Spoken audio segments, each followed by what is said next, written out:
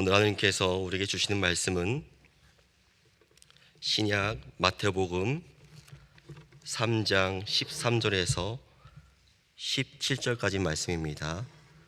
신약 3면에 있습니다. 마태복음 3장 13절에서 17절까지 말씀을 저와 여러분이 한 절씩 교독하시겠습니다. 마지막 절은 다 함께 읽도록 하겠습니다. 제가 먼저 읽겠습니다. 이때 예수께서 갈릴리로부터 요단강에 이르러 요한에게 세례를 받으려 하시니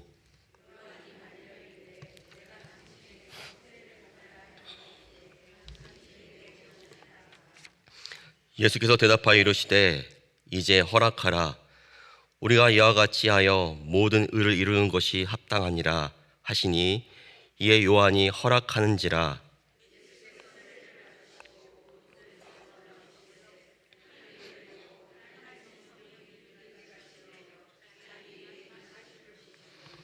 하늘로부터 소리가 있어 말씀하시되 이는 내 사랑하는 아들이요 내 기뻐하는 자라 하시니라. 아멘. 어느 나라에 하나님을 보기 원하는 왕이 있었습니다. 이 왕이 모든 현인들과 사제들 동원해서 이렇게 명령합니다. 나에게 하나님을 보여달라. 만약에 보여주지 못하는 자에게는 내가 형벌을 내리겠다 선언합니다. 모든 사람들이 다 포기했습니다. 그 이유는 본인도 본 적이 없기 때문에 보여줄 수가 없는 것이죠. 그때 한 목동이 찾아와서 왕을 궁전 밖 정원으로 데려가서 태양을 손으로 가리키며 이렇게 말합니다. 왕이시여, 저 태양을 좀 보십시오. 그러자 왕에는 고개를 올려서 그 태양을 보려고 합니다. 그러나 그 순간 금방 고개를 내리게 되고 머리 위에 손을 얹어서 햇빛을 가리며 이 목동에게 소리칩니다. 지금 내 눈을 멀게 하려고 하느냐? 그러자 목동이 이렇게 말하죠. 왕이시여, 저 태양은 하나님께 창조하신 피조물 중에 하나에 불과합니다.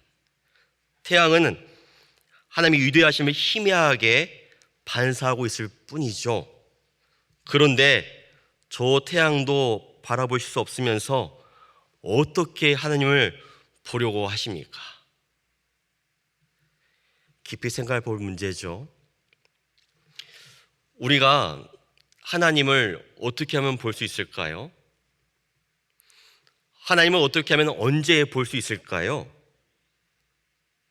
그 답은 바로 예수 그리스도를 보면 하나님을 볼 수가 있습니다. 제자 빌립이 예수님께 이렇게 말했죠. 주여, 아버지를 우리에게 보여주옵소서. 그리하면 족하겠나이다 라고 말을 건넸습니다. 그러자 예수님께서 이렇게 말씀하십니다. 네가 나를 알지 못하느냐? 나를 본 자는 아버지를 보았거늘 어찌하여 아버지를 보이라 하느냐? 이 말씀은 예수님을 통해서 바로 하나님을 볼 수 있다는 걸 말하고 있는 것이죠. 오늘 본문에서 예수님께서 이 세례를 받으심으로 하나님이 어떤 분인지 그 실체를 환히 보여주십니다. 이 사건을 요약해서는 이 전의 내용도 이해할 필요가 있는데요. 이 사건 전에는 세례 요한이 사람들에게 물로 회개의 세례를 주고 있었습니다. 그런데 그때 예수님께서 그 세례를 받기 위해서 요단강으로 요한을 찾아오셨습니다. 여러분, 회개의 세례라는 것은 누가 받는 것이죠? 회개할 만한 자, 죄가 있는 자가 회개를 받아야겠죠. 그렇다면 오늘 이 사건은 조금 특이합니다. 예수님은 죄가 없으시기 때문에 회개 세례를 받을 필요가 없는 거죠. 그래서 세례 요한은 물어보는 겁니다.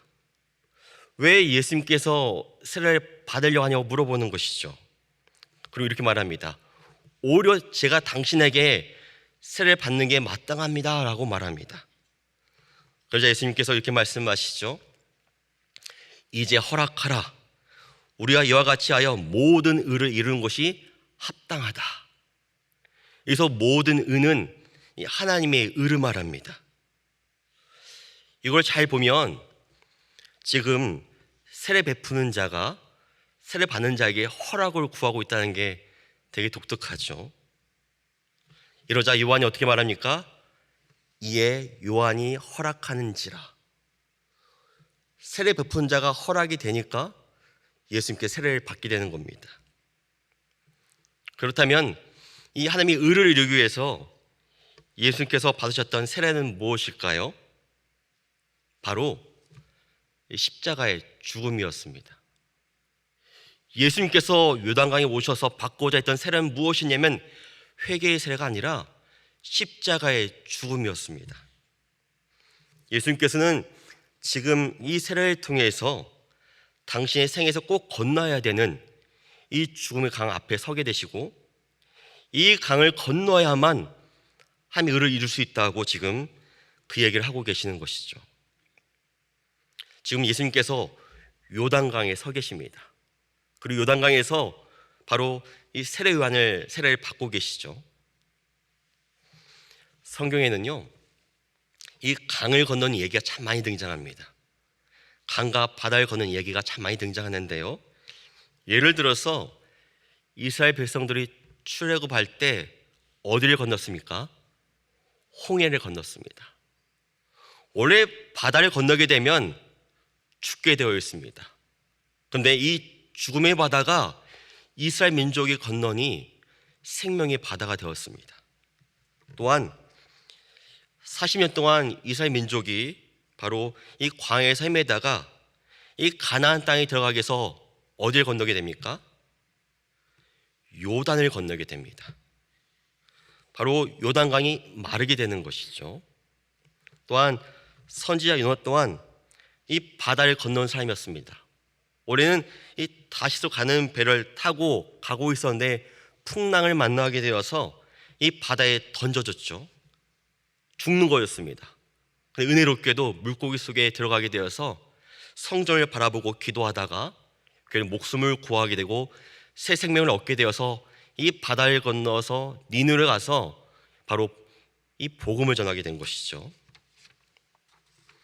또 하나, 예수님의 제자들은 날마다 바다를 건너는 어부였습니다. 그런데 이들이 바다를 건너다가 풍랑을 만나게 되고 무서워 죽겠다고 막 하소연합니다.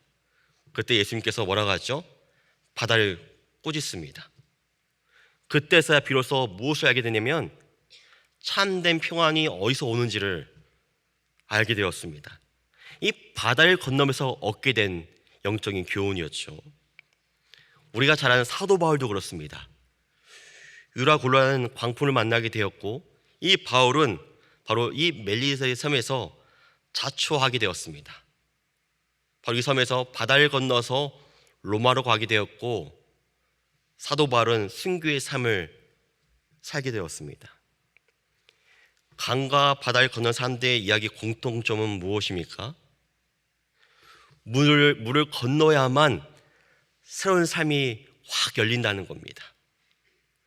물을 건너지 않고서는 믿음의 세계를 볼 수 없다는 것이죠. 이유가 있습니다. 여러분, 요단강 하니까 떠오른 어떤 찬송가 없습니까? 찬송가 606장에 보면요, 606장에 보면 해보다 더 밝은 천국이라는 찬송가가 있죠. 가사가 이렇습니다. 해보다 더 밝은 저 천국, 믿음만 가지고 가겠네.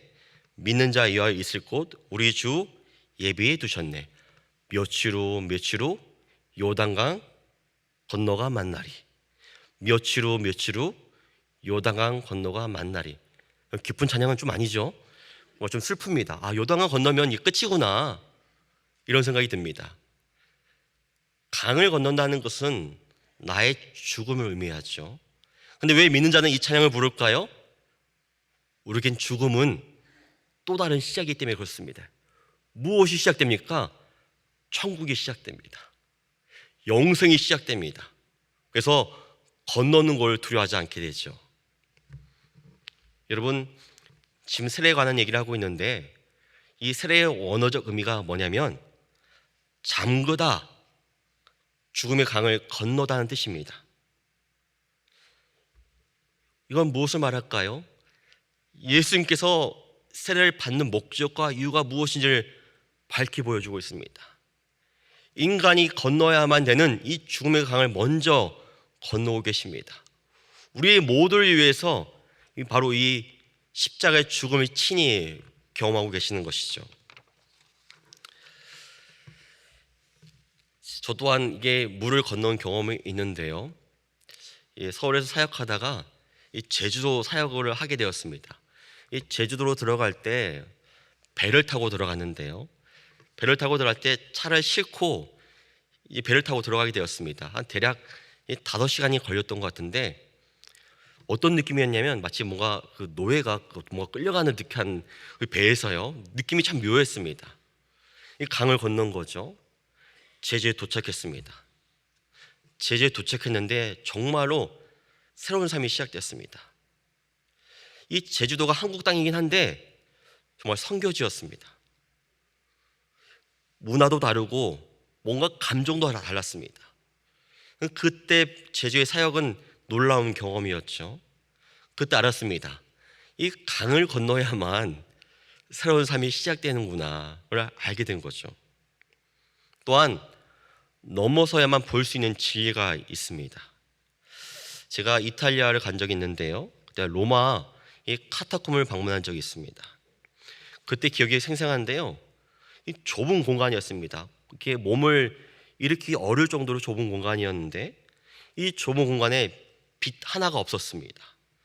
근데 그때 가이드가 설명하는데 이 공간에서 일생 동안 태어나서 죽은 사람도 있었다고 합니다.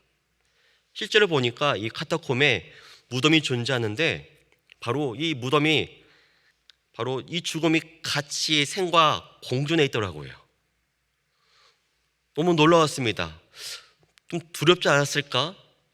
죽은 시체들이 옆에 놓여있다면 예비를 드릴 때 두려워하지 않았을까? 죽음을 죽는 게 두려워서 난 나갈 것 같은데 어쩌면 이들은 왜 여기서 죽음이 보이는 이 공간에서 빛도 없는데 일생을 여기서 예배드리며 어떻게 순교할 수 있었을까? 너무 의문이었습니다. 근데요, 그 어둠 속에 깊이 있다 보니까 하나씩 밝게 보이는 게 있습니다. 여러분 그런 경험 있죠? 처음에는 안 보이는데 깊이 어둠을 보다 보면 하나씩 물체가 보이기 시작합니다. 그때 한 가지 깨달음을 얻었습니다. 죽음이 처음엔 두려울지라도 죽음과 함께 깊이 있다 보면 죽음을 이기는 부활 승리가 보일 수 있겠구나. 처음엔 이들이 죽음을 두려워했겠지만 이 죽음의 어둠 속에서 빛을 발견했으니 이걸 감당할 수 있었겠구나. 이걸 알게 된 것입니다. 죽음을 건넌 성도들이었죠. 아마 이 성도들은 이 카타콤에서 비록 죽을지라도 마음껏 찬양을 불렀을 겁니다. 우리보다 더 간절하게 진실되게 예배를 드렸겠죠. 오늘이 마지막일지 모른다. 그러나 나에게 죽음이 두렵지 않다. 내가 더 두려운 건 무엇이냐면 내 믿음의 촛불이 꺼지는 것이다. 그래서 저는 처음엔 카타콤이 조금은 무서웠는데 나중에 나올 때는 밖이 더 무서웠습니다. 이유가 무엇이냐면 이제는 카타콤을 지나서 세상 밖으로 나가야 되는데 난 빛을 볼 수 있는데 난 빛을 가진 존재인가? 무엇이 더 어둠일까? 카타콤이 어둠일까? 아, 이거는 다른 거구나. 이 죽음의 강을 건너봐야만 알 수 있는 교훈임을 알게 된 것이죠. 예수님께서는 그 요단강에서 지금 바로 이 죽음의 세례를 경험하고 있는 것입니다. 그 누구도 몰랐습니다. 근데 예수님은 알고 계신 거죠. 세례 요한이 회개의 세례를 베푼 이유가 바로 여기에 있습니다. 여러분, 왜 세례 요한이 회개의 세례를 베풀었을까요? 회개의 의미가 중요합니다. 회개라는 것은 단지 죄를 고백하는 것이 회개의 전부가 아닙니다. 회개란 내가 죄에 대하여 죽는 겁니다. 내 힘으로는 죽을 수 없죠. 근데 우리는 이 하나님 은혜에 가까이 가게 되면 강한 빛 때문에 나의 숨겨진 먼지들이 드러나게 됩니다. 여러분 그런 경험한 적 있죠? 가정에서 먼지를 털다가 햇빛이 비치는데 먼지가 많이 보입니다. 이렇게 먼지가 많아 놀라기도 하죠. 마치 성령의 은혜가 강할수록 나의 숨겨진 먼지들이 다 드러납니다. 죄의 먼지들이요. 그때 우리는 어떻게 됩니까? 어찌할꼬 하면서 주 앞에 주저앉게 됩니다. 그리고 내가 죄임을 인정하게 되죠. 그리고 죄임을 인정하는 순간 하나님 앞에 서게 됩니다.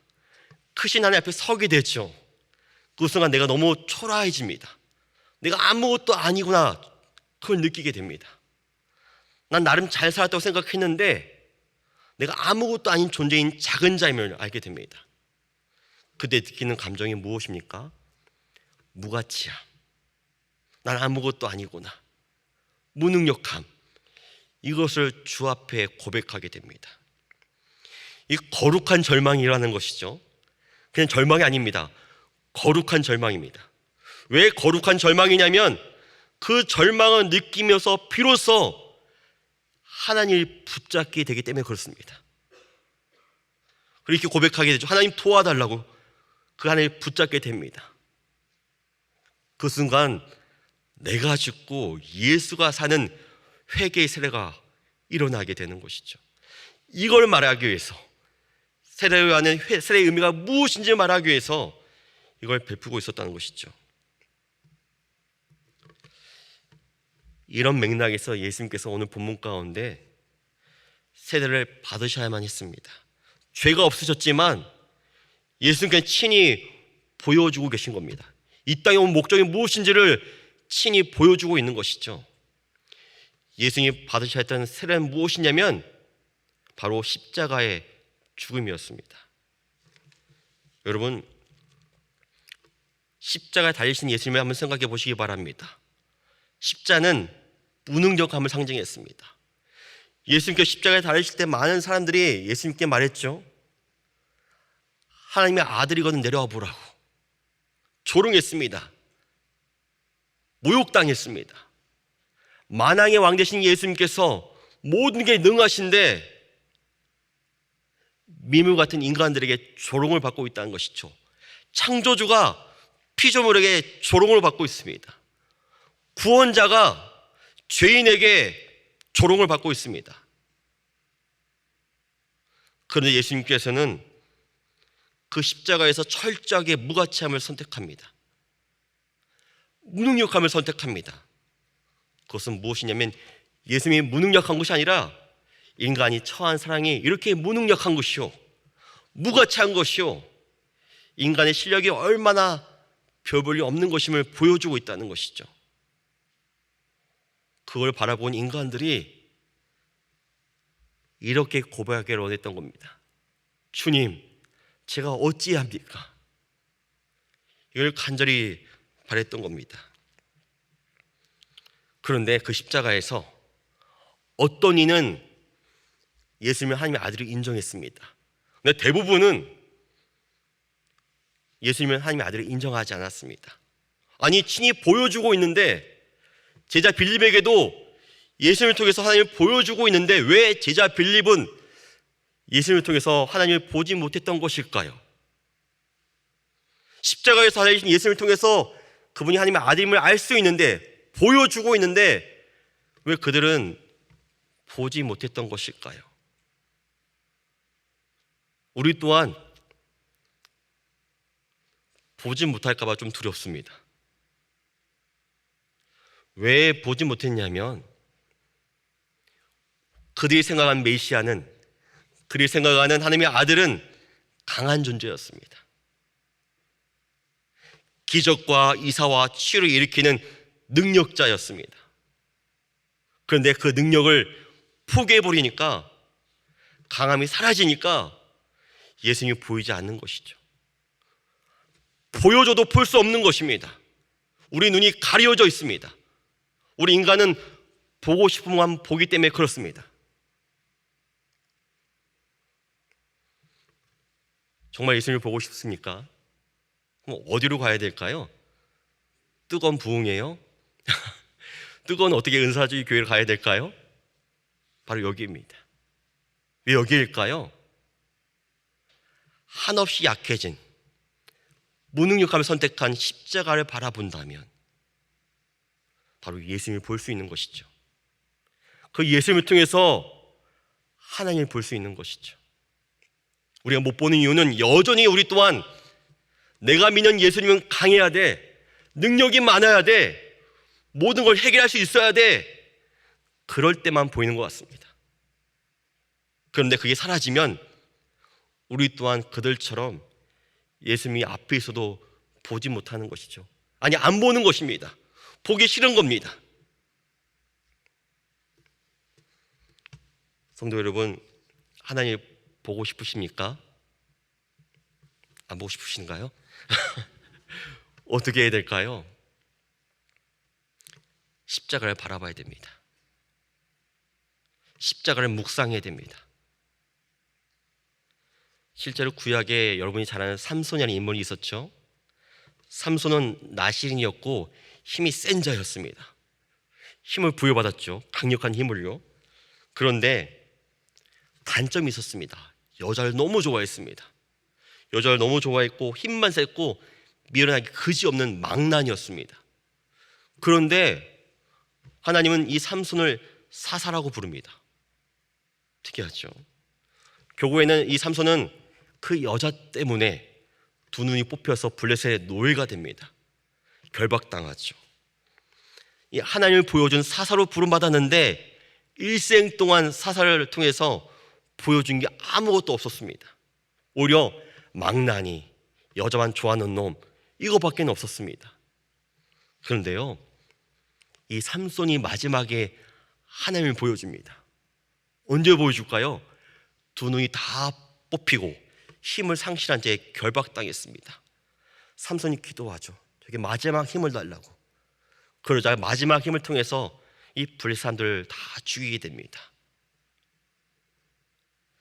삼손이 가장 약할 때, 모든 힘이 결박당할 때, 아무 능력이 없을 때, 그때야 비로소 삼손을 통해서 하나님이 보여주는 진정한 사사가 된 것이죠.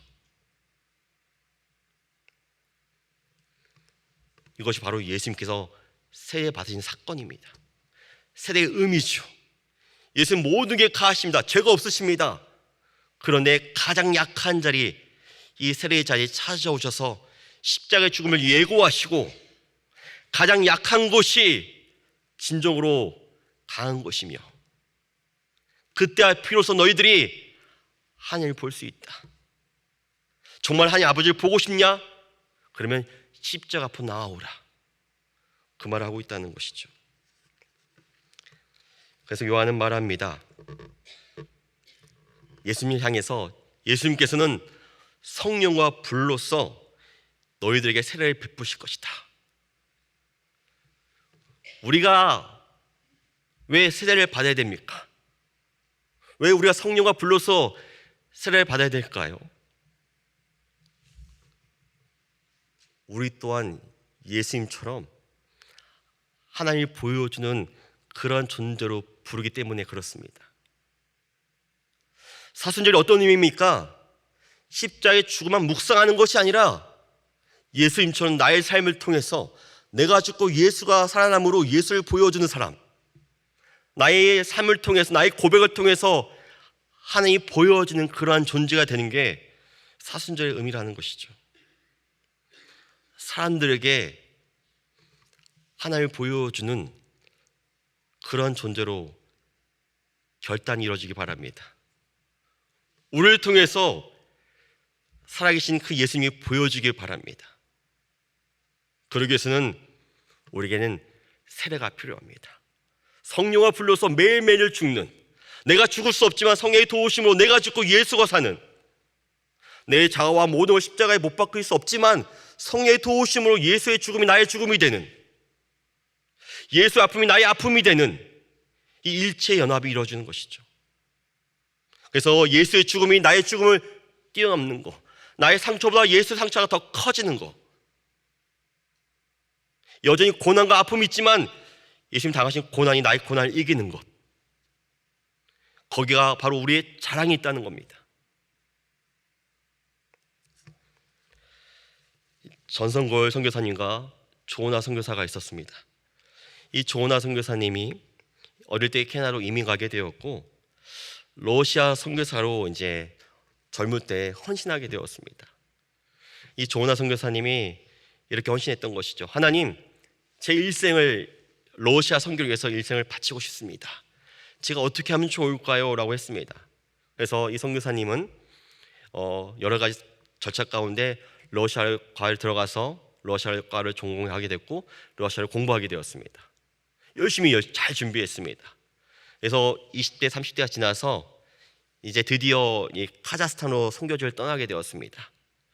이때 이 선교지에서 남편도 만났거든요. 부부가 떠나게 된 거죠. 떠나기 전에 삶 한번 돌아봤습니다. 이 선교사님이 이렇게 말했습니다. 내가 나름 잘 살았구나. 이제 드디어 내가 선교지로 떠나는구나. 내가 잘 헌신했지. 이렇게 조금 칭찬했습니다. 그러자 갑자기 이 하나님 음성이 들리는 것 같았습니다. 조은아, 이 그 헌신도 하나님의 은혜야. 그 순간 이 선교사님이 놀라서 자빠졌습니다. 그리고 울면서 막 회개하면서 곡을 지었습니다. 그 곡이 뭐였냐면 이 하나님의 은혜라는 곡인데요, 가사가 이렇습니다. 나를 지으신 이가 하나님, 나를 부르신 이가 하나님, 나를 보내신 이도 하나님, 나의 나 된 것은 다 하나님의 은혜라. 한량없는 은혜, 갚을 길 없는 은혜. 그리고 마지막에 독특한 가사가 등장합니다. 그 땅을 밟음도 나를 붙드시는 하나님의 은혜. 아니, 갑자기 땅이 나오니까 이상하더라고요. 이유가 있는 겁니다. 이 선교사님이 카자흐스탄에 발을 처음 띄웠을 때 이렇게 고백했던 것이죠. 이 땅을 밟음도 하나님의 은혜입니다. 저의 헌신이 아닙니다. 모든 건 하나님의 은혜와 인도하심이죠. 저를 통해서 하나님이 보여지기 바랍니다. 저는 죽고 예수가 살기 원합니다. 저는 죽어도 마땅합니다. 오직 하나님이 드러나는 삶이 되게 하옵소서. 한 걸음 한 걸음을 그렇게 걸어갔던 것이죠. 예수님께서 받으신 세례의 의미는 오직 하나였습니다. 아버지 하나님을 보여주기 위함이었죠. 아버지 하나님께 영광 돌리기 위함이었습니다. 그리고 요단강 주매 강에서 세례를 받으십니다. 많은 성도들이 바라보고 있었습니다. 성도가 아니죠. 많은 백성들이 보고 있었습니다. 우리 초대하는 것이죠. 내가 너희를 위해서 먼저 십자가에 죽은 세례를 받겠다. 내가 죄가 없지만 너희를 위해서 구원하기 위해서 십자가의 죽음을 내가 받겠다. 그러니 나를 보고 싶다면, 하나님 아버지를 보고 싶다면 십자가 앞으로 나오라. 가장 약하고 무가치한 그때 바로 하나님을 볼 수 있다라고 말합니다. 너희가 가장 약할 때 주님을 만날 수 있다. 한없이 무가치하게 느껴질 때 비로소 하나님을 붙잡을 수 있다. 그리고 이제는 너희 또한 성령과 불로 세례를 받아서 많은 이들에게 하나님을 보여주는 증거자가 되거라 우리에게 말씀하고 있습니다. 성령과 불 세례가 우리에게 임하는 사순절 복된 날이 되길 바랍니다. 함께 기도하시겠습니다. 하늘에 계신 우리 아버지여, 이름이 거룩히 여김을 받으시오며 나라의 임하옵시며 뜻이 하늘에서 이룬 것 같이 땅에서도 이루어지이다. 오늘날 우리에게 일용할 양식을 주옵시고 우리가 우리에게 죄 지은 자를 사하여 준 것 같이 우리 죄를 사하여 주옵시고 우리 시험에 들게 하지 마옵시고 다만 악에서 구하옵소서. 대개 나라와 권세 영광이 아버지께 영원히 있사옵나이다. 아멘.